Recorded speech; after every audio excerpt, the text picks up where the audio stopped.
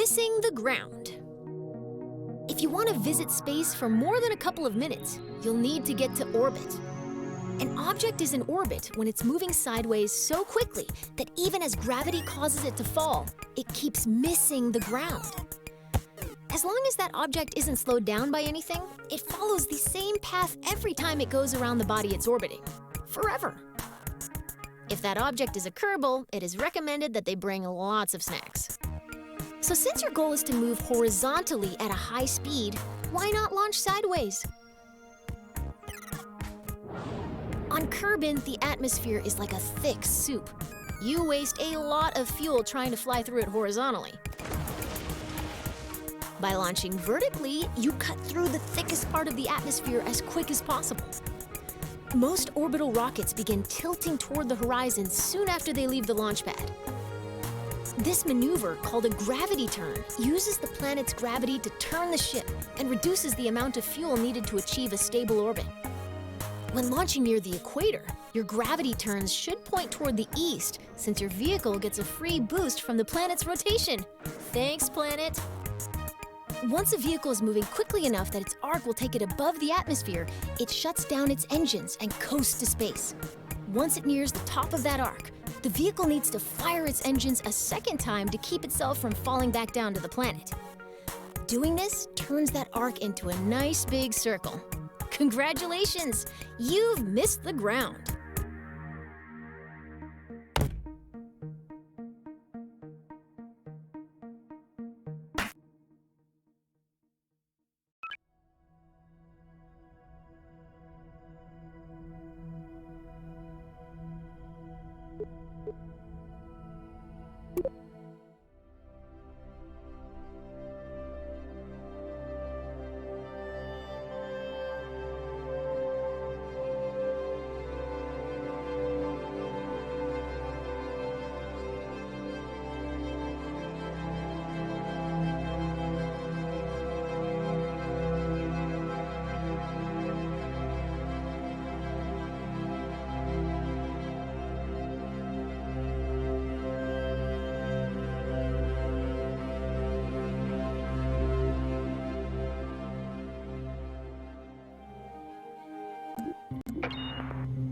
When you're making a rocket, it's often easiest to work top to bottom, tailoring each stage to carry the weight of everything above it.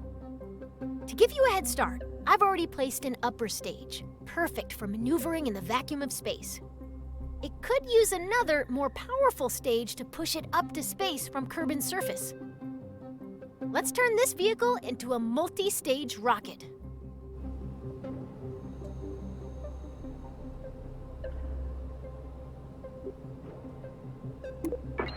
Anytime we intend to drop an empty stage after using all of its fuel, we connect it to the stage above it using a decoupler. A decoupler contains explosive bolts that, when activated by a staging action, eject the attached stage away from the rest of the vehicle.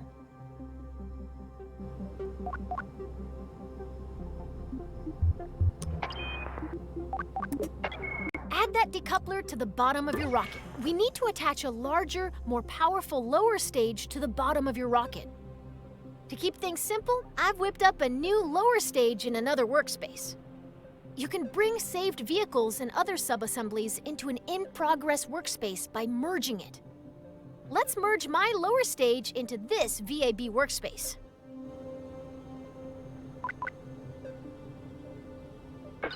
Out in the real world, this list would show all of your saved workspaces.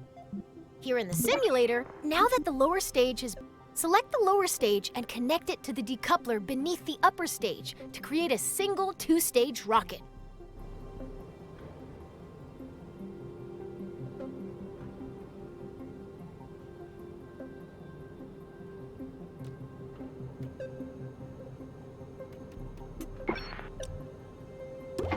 Perfect! Merging is a very powerful tool.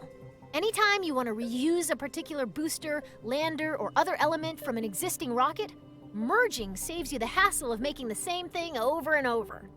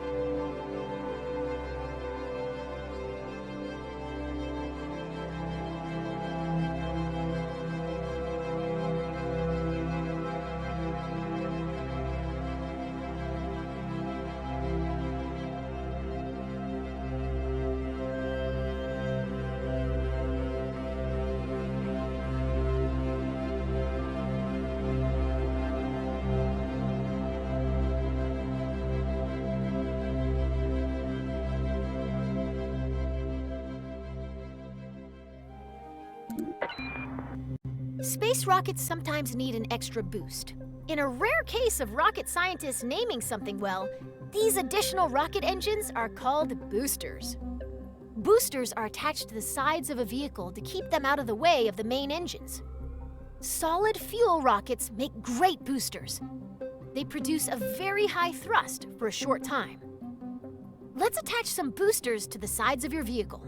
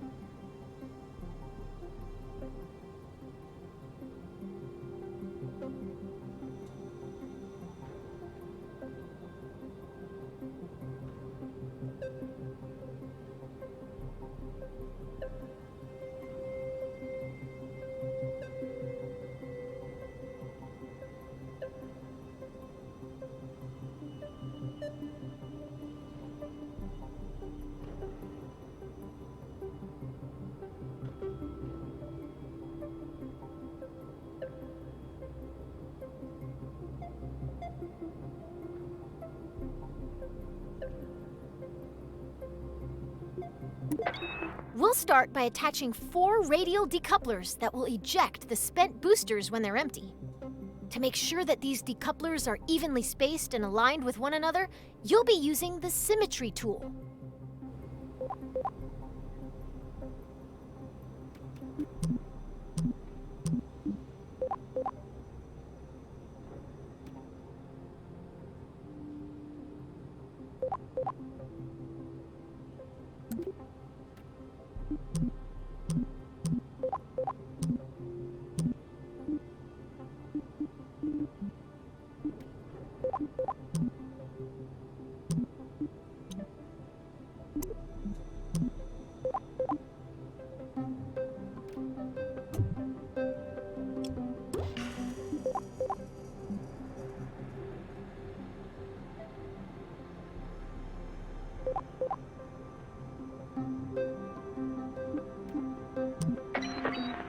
Great! Now when you place a part on one side of your rocket, 3 more evenly spaced duplicates will appear around the rocket. Go ahead and add 4 radial Good! Now attach it as shown. Perfect! Now you've got 4 radial decouplers exactly where they need to be. Let's attach those solid fuel boosters.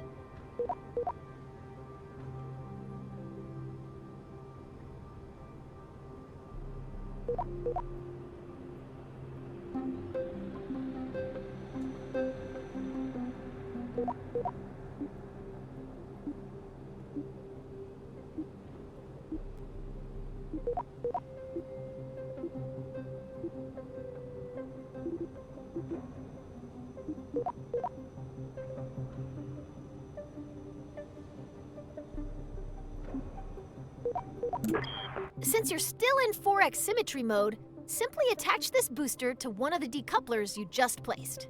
That will attach copies of that booster to the remaining decouplers.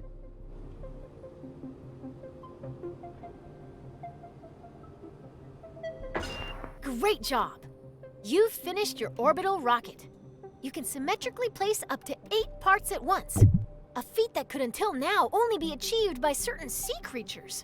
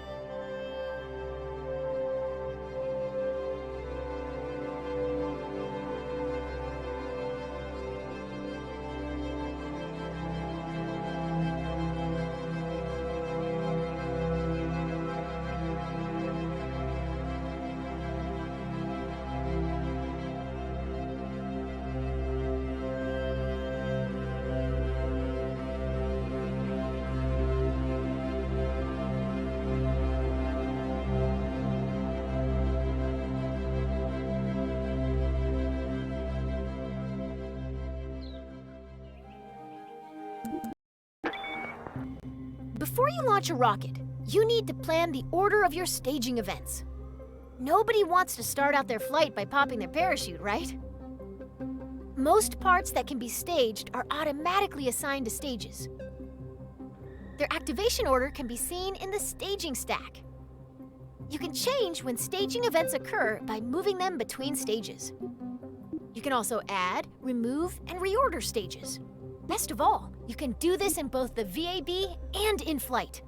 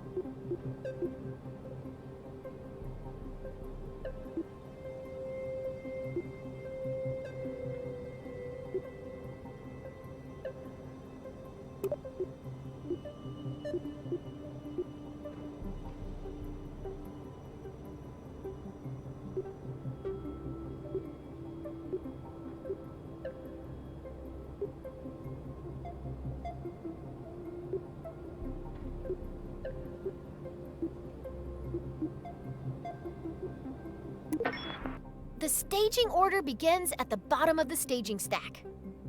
You want your boosters and main engine to fire together for maximum thrust. The solid fuel boosters are currently in the second stage. If we don't change anything, the boosters will ignite late and detach themselves at the same time. This would be embarrassing for everybody, so let's move the boosters down to stage 1.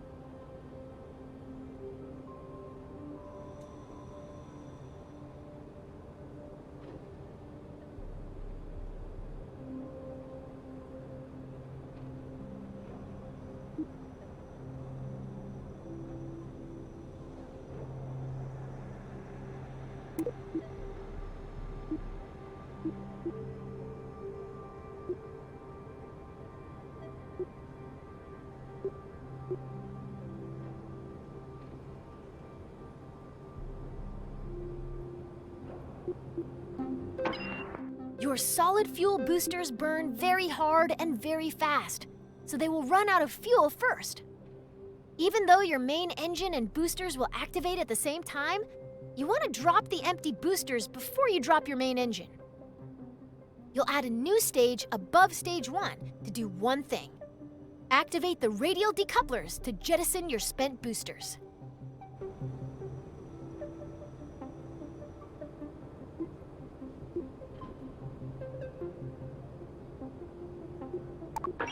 Now move all 4 radial decouplers from stage 4. All done. Your remaining stages are set up so that stage 4 will activate your orbital stage's engine. Stage 5 will detach the orbital stage's fuel tank when it's empty. And stage 6 will deploy your landing parachute. Thanks to you, this rocket is ready to fly.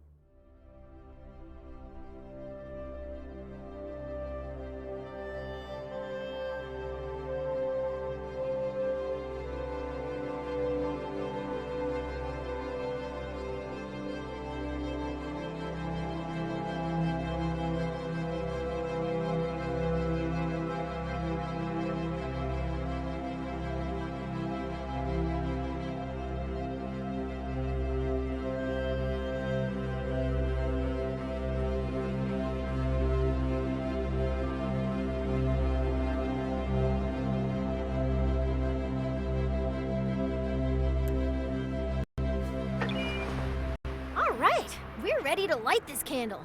In this flight, you're going all the way to orbit. I'll walk you through the process of launching, executing a gravity turn to get moving sideways, coasting to orbital altitude, and doing a final burn at the top of your arc to establish a stable orbit.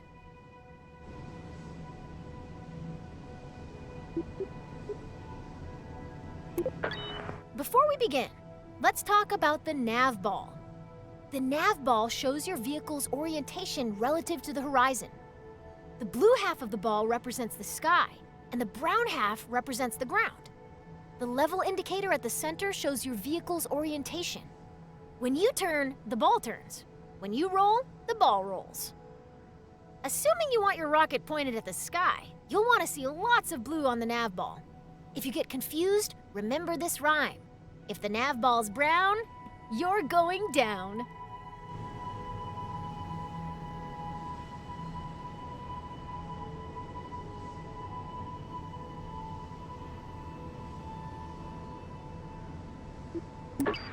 At launch, you want all your engines at maximum thrust, which means you need to set your throttle at 100%.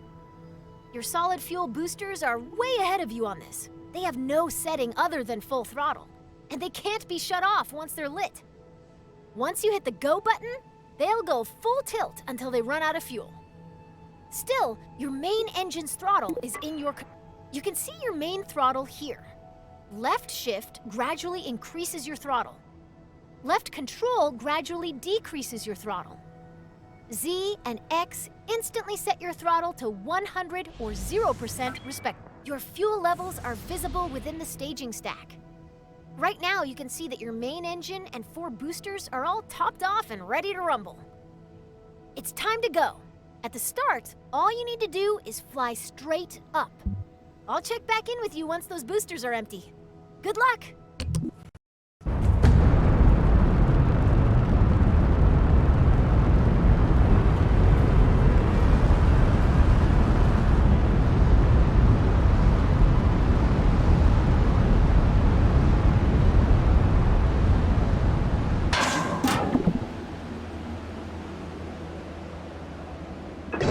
Every stage has its time, and this one was a little too soon. Let's try again.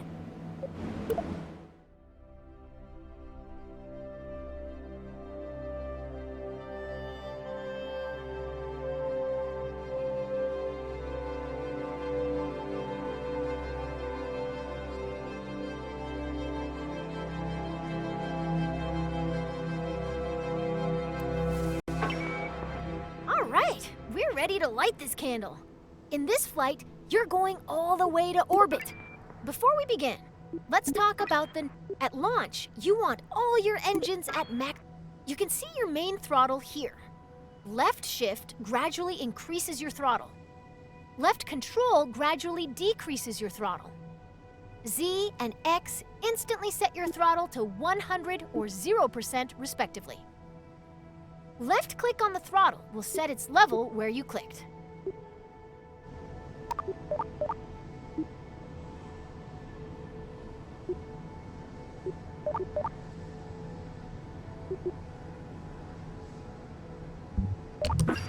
Every stage has its time, and this one was a little too soon.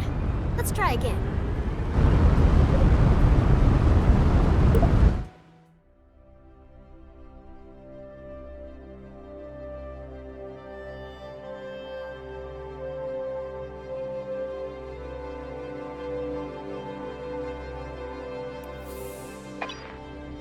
All right, we're ready to light this candle. In this flight, you're going... Oh, before we begin, at launch, you can see your main throttle here. Left shift gradually increases your throttle. Your fuel levels are visible within the staging stack. Right now, you can see that your main engine and 4 boosters are all topped off and ready to rumble. It's time to go. At the start, all you need to do is fly straight up. I'll check back in with you once those boosters are empty. Good luck!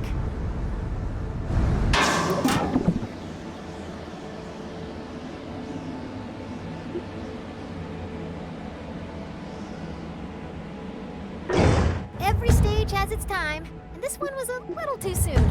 Let's try again.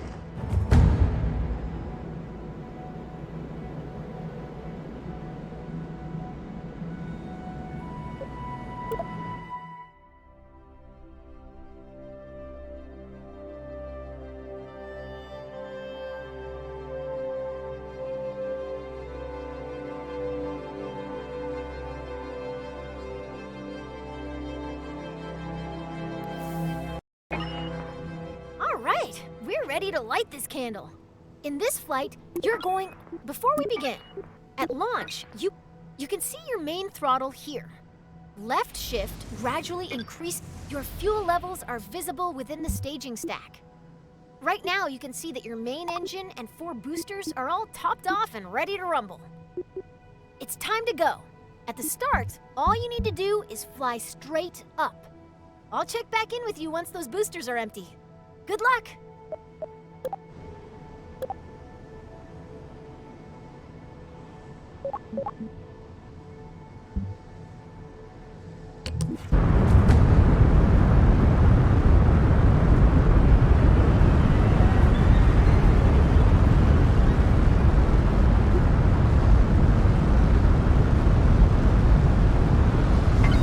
All right, the solid fuel boosters are empty.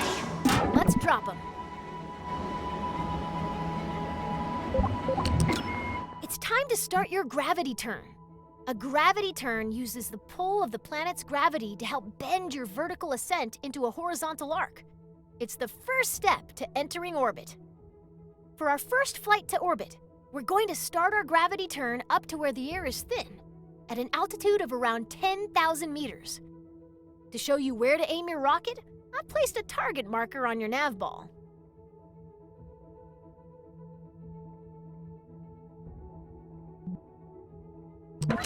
First, we need to get to 10,000 meters. You're going to yaw towards the east so that the target marker is in the center of the nav ball. Your vessel and nav ball should look like this example video if you're performing the gravity turn correctly.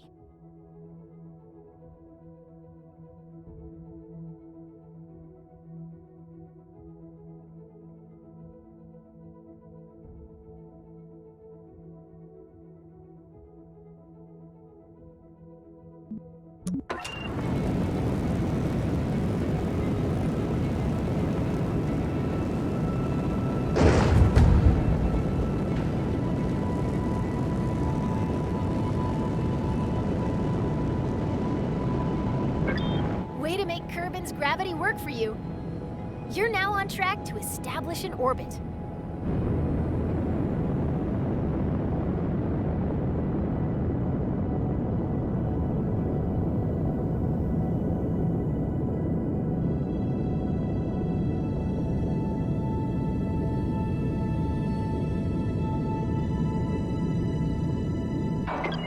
Your current stage's fuel is empty.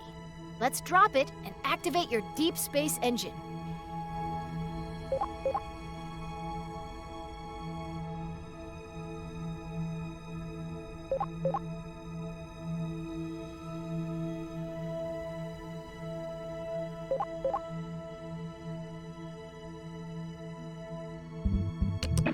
Great job!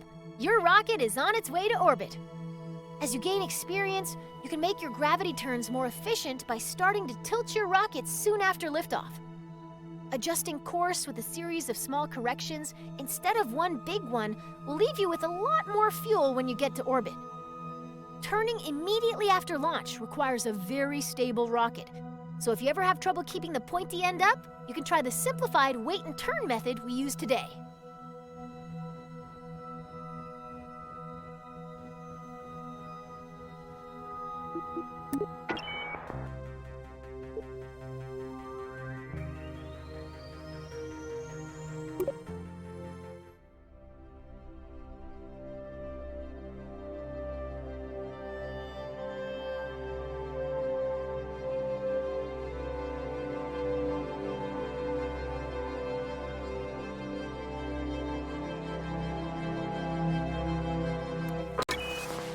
Right now, we're on a ballistic trajectory. If no further adjustments are made, your rocket will eventually fall back down to the ground. Our objective is to turn this arc into an orbit. The process of turning your trajectory into a circular orbit is called circularization. Partial credit to the rocket people on that one. It does have the word circle in it, but it's really hard to say. When planning and executing orbital maneuvers, you'll want to switch to map view, where you can see every part of your current trajectory.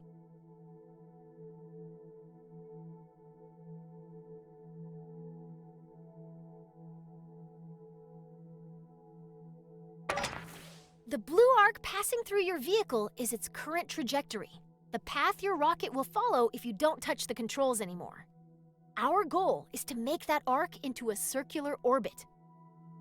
After you've coasted nearly to the top of this arc, you're going to point forward, and then you're going to ignite your engine.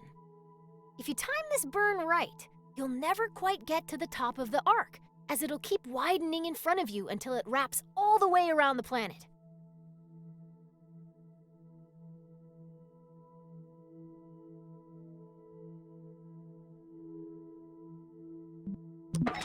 Let's break that down a little more.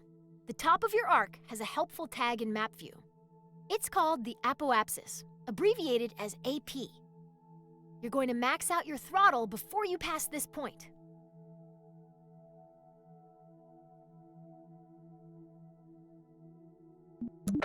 We're paused at just before the apoapsis.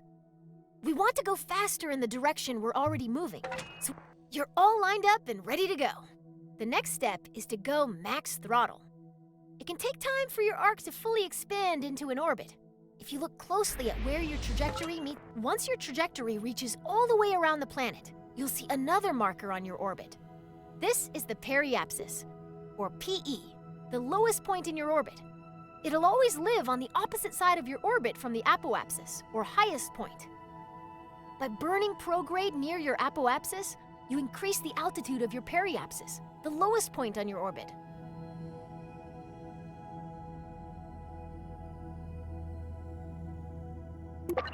Here's the most important thing to remember about setting up an orbit above an atmosphere. Your periapsis must be higher than the atmosphere, or your rocket will start to slow down every time it dips into the upper atmosphere. On Kerbal, that means every part of your orbit must be higher than 70 kilometers. Okay, your orbit is fully out of the atmosphere. Cut the throttle.